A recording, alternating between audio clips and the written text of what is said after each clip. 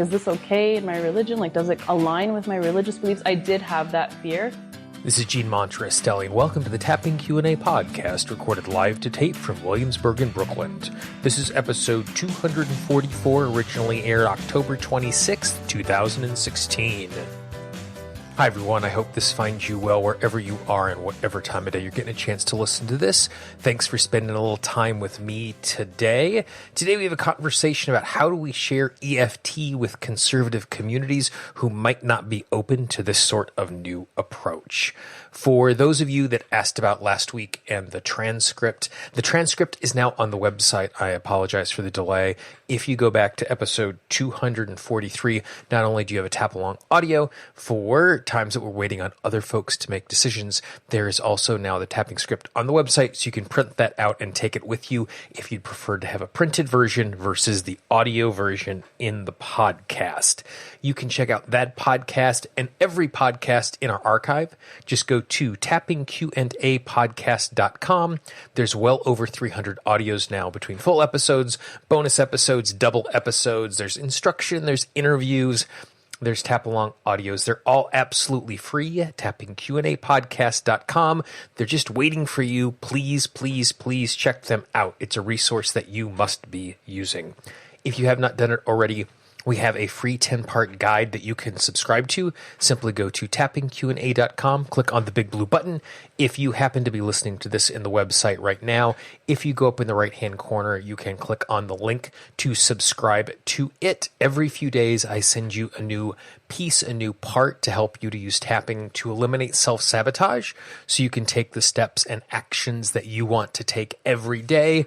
The reason why it is doled out over a number of weeks is because I don't want to overwhelm you with content. So I give you one tool every couple of days. Again, it's absolutely free of charge. Today's interview is with Manal Khalife. You might remember her from episode 238, where we talked about how we can use tapping for postpartum depression. Today, we have a slightly different conversation. It is about how we can share EFT in conservative communities.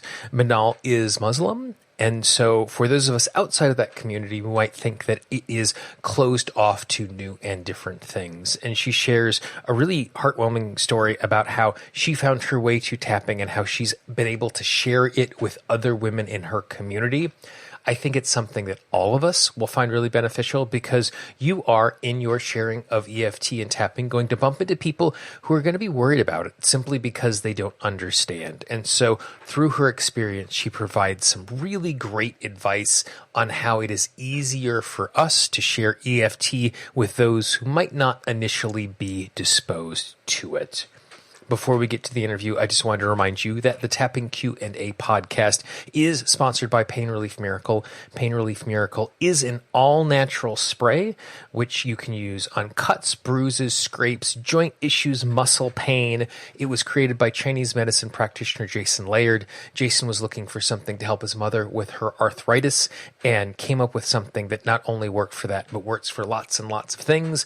Last week, I mentioned to you that I was on my way to Hawaii and I had packed it because inevitably I was going to sunburn myself, and the prophecy did come true. Spent some time in the ocean and managed to burn my face because the sunblock I was using was not as resistant to the ocean water as I hoped it would be. The Pain Relief Miracle was awesome to have there. My skin instantly went from pink back to its normal color. You can get it for 33% off your first order by simply going to tappingqanda.com/pain. That's tappingqanda.com/pain. It is in my medicine cabinet and it should be in yours. And we thank Pain Relief Miracle for continuing to sponsor the podcast so we can keep providing it to you absolutely free of charge. So with that being said, here is my conversation with how we can share EFT with more conservative communities with my friend Manal.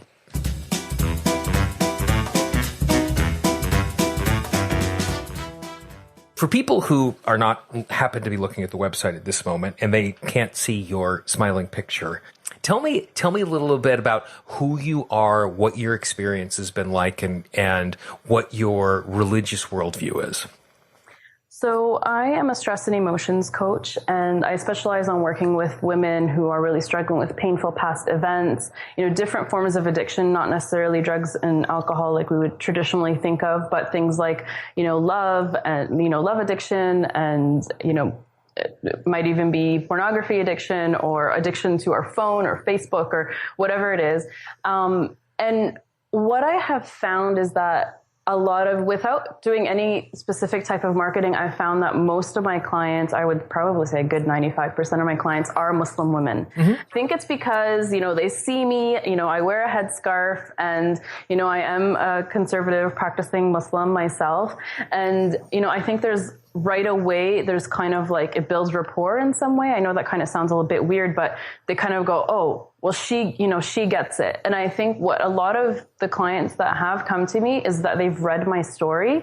And while it isn't necessarily like, anything that has, anything to do with religion necessarily, but when they read my about page and they see that, I've struggled with depression and anxiety and, postpartum issues and all of that, they kind of go, okay, so she's Muslim, she gets that side of things, and she's struggled with these things. So this is someone that I can trust. It's amazing to me. Sometimes I'm just like, where are these people finding me? But, I think it's just even through word of mouth and just really having been looking for that type of help and not knowing where to find it. And so, when they see me, they are able to, make that call or make that, first email, that first contact so they could get help. And so as someone who is part of a more traditional community, certainly the tapping stuff is not something that in the West we would say is coming from a traditional place. When you first encountered it, was it something that you had hesitancy about for yourself, or was it something that you had hesitancy about that if others in your family or your community knew you were doing it, that they would have a problem with it? Yes. So I actually really avoided EFT as much as possible. So when I was looking for help with my own postpartum issues and, constantly online looking for natural remedies for depression, natural remedies for, anxiety and things like that, I kept on coming across the concept of EFT. And I was like, just set it aside. I'm like, okay, I'll work on the health things, but I just totally dismissed it. It looked weird. It sounded weird. I'm just like, no, I'm not going to do that. But once it reached a point where I was noticing that my children seemed to be exhibiting similar behaviors to me as a depressed mother, I just felt like I don't care what I have to do. I don't care if I have to, stand on my head. I'm doing something because I can't let this continue. I can't let this, legacy continue, and I can't let this be what I'm teaching my children. So when I first attended my first EFT session, I was really nervous. For me, it was more thinking that it was dumb rather than thinking, that it had anything to do with, that it was related to religion or anything like that. Mm-hmm. However, when we started working in the session, within the first half hour or so, things were shifting so quickly that I started thinking, oh my gosh, is she using like evil spirits? Is this like okay in my, is this okay in my religion? Like, does it, align with my religious beliefs? I did have that fear. But I started reading more about it, started learning more about it. And after that first session, within the first week, I actually attended my first training in order to become a practitioner because I was so like, oh my God, I have to bring this to my community.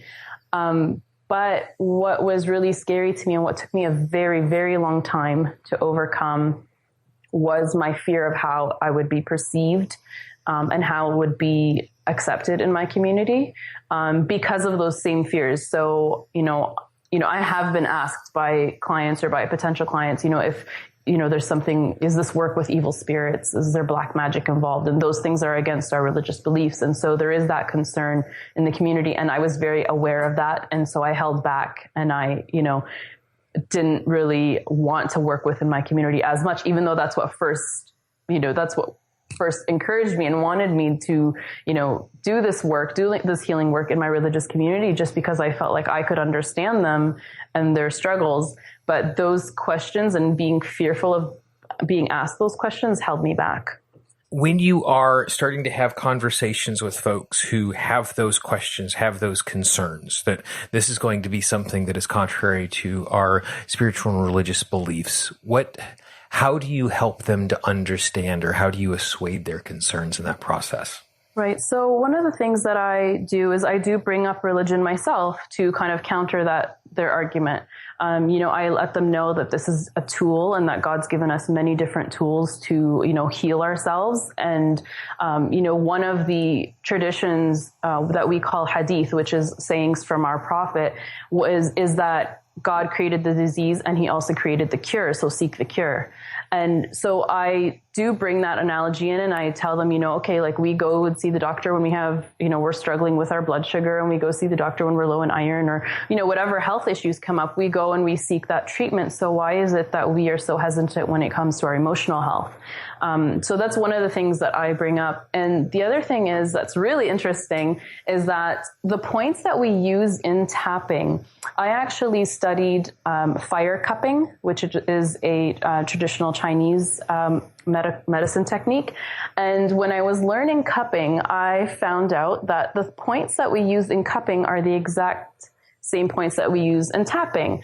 But we also, in the Islamic tradition, we have cupping as what's known as a religious or Islamic healing technique. And so the very same points that we're using in what's called hijama, which is cupping in Arabic, are the same points that are used in EFT. So people find that really fascinating. And I go, well, like Islamic medicine borrowed from traditional Chinese medicine because it was around at that time and it was known.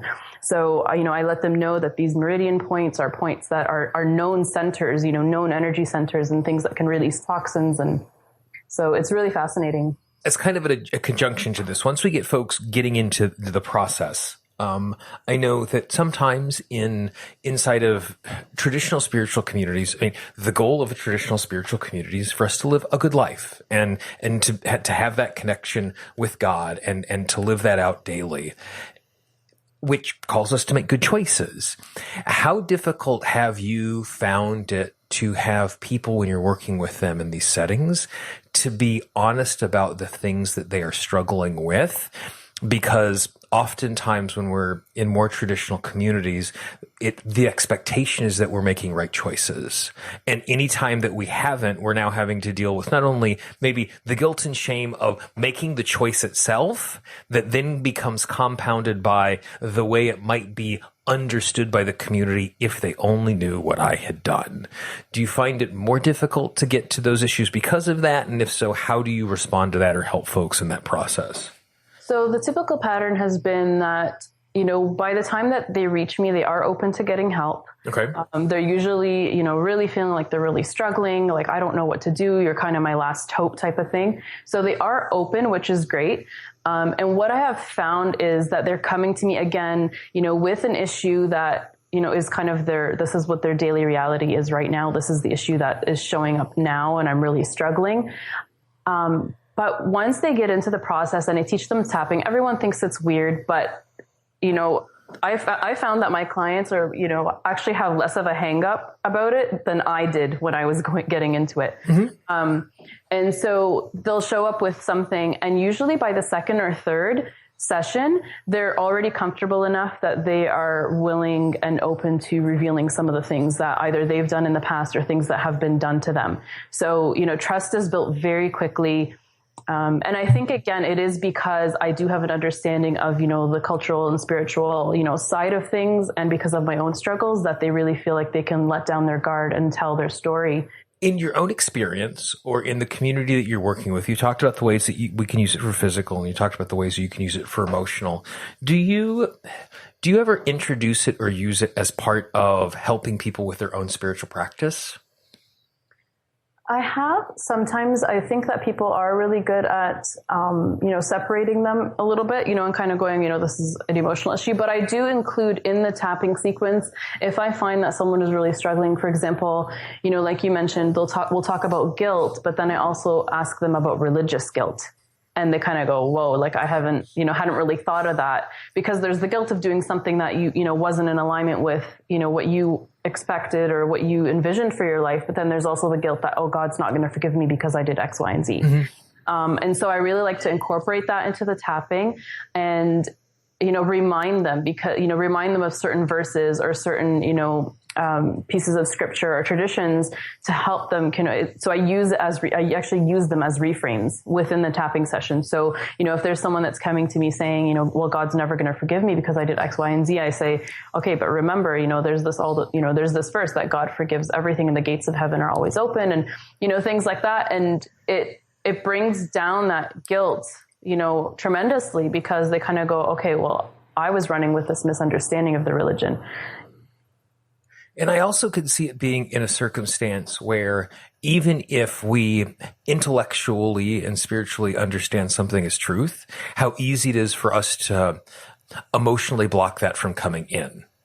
It might be true, but it's not for me because of these choices that I've made. Or that might be true, but it's too late for me because of the choices I've made. And that we can intellectually see it as truth and emotionally not be able to accept it for ourselves, and being able to use it to break down that emotional barrier, which allows us to acknowledge and accept the things that we already know. Yes, exactly. And I think too that a lot of, women or even men, in my community don't seek help for emotional issues because they believe that it's a sign of weak faith. Okay.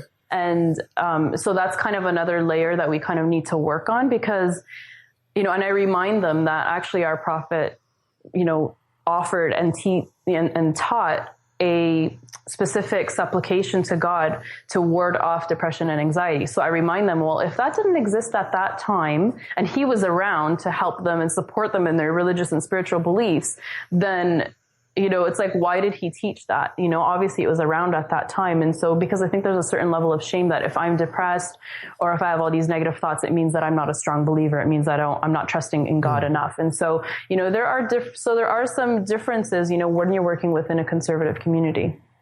So if someone who's listening to this and they want to introduce this to someone who might be more traditional and more conservative, what advice would you give them in starting that conversation? I do advise them. I just say, you don't need to talk about the tapping specifically because it's not so much about the tapping. It's about just getting support because, when you can work on those emotional issues, then you can be a stronger believer, right? So like people are worried that I'm not a strong enough believer, but, it's not really, you're at your best spiritual self when you're having all these constant negative thoughts, constant worry and, all of that. And it's like when you can clear that, then you can become a better believer. You can have more energy to do the good deeds and, play out your vision and, go out and create good things in the world. So you really need to work on that piece, because, most of my clients are professional. They're in, professional careers. They're highly educated, but this emotional piece has been neglected. And it seems that it's something that's kind of missing in our community.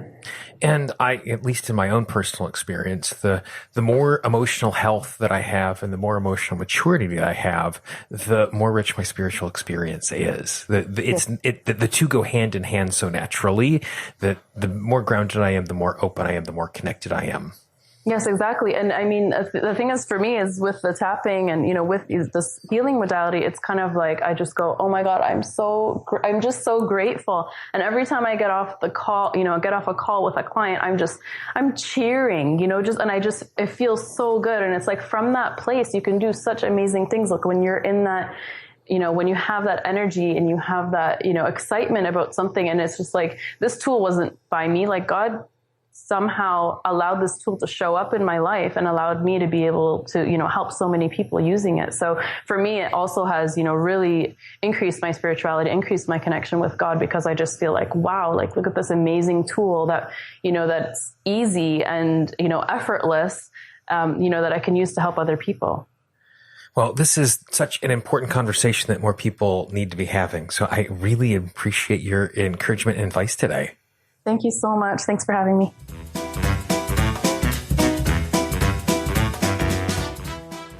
So there you go, some very straightforward and useful information.